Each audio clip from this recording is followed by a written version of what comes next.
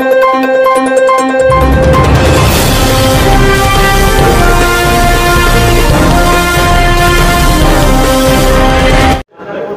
भूपेंद्र जी बताएं, आज कैसे एसडीएम कोर्ट में आना हुआ आपका?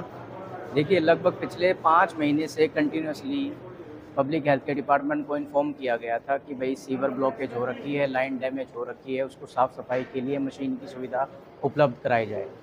ना केवल वर्बली बल्कि लिखित में भी उनको शिकायत दी गई थी, लेकिन हालात जो के त्यों हैं।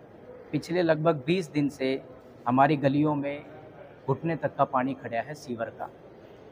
आपको पता है डेंगू का सीज़न है, मलेरिया का सीज़न है। एक तरफ तो सरकार स्वच्छ भारत अभियान चला रही है, स्वच्छ हरियाणा अभियान चला रही है, और दूसरी तरफ शहर के बीचों बीच बसे हुए पुराने शहर में हालात बद से बदतर हो रखे हैं।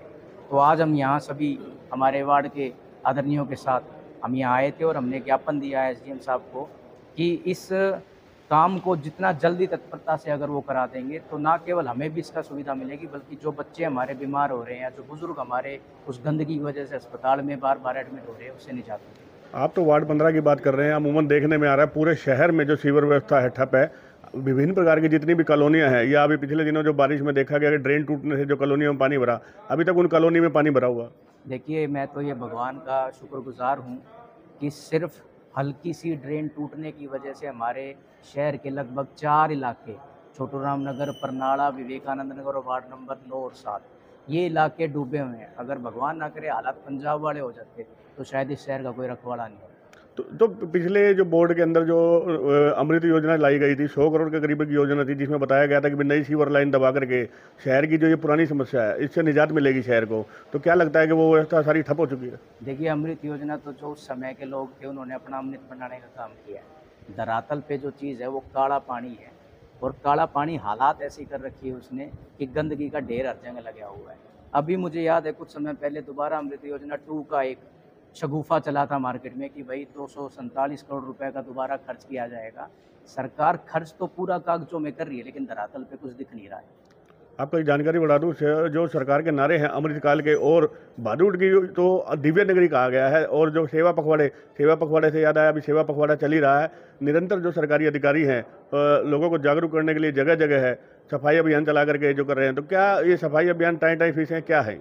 देखिए, सेवा पखवाड़ा का अगर सही मायने में अर्थ हो तो सेवा पखवाड़ा का अर्थ है साफ़ सुथरी गलियाँ, गंदे पानी से निजात, गंदगी के ढेर से निजात, नालों की सफाई, और आम जन को जो दिक्कतें आ रही है उसका निजात होना। लेकिन सरकार जो ये ड्रामा कर रही है वो सिर्फ और सिर्फ एक तरीके से पैसे खाने का तरीका अपना रखा है।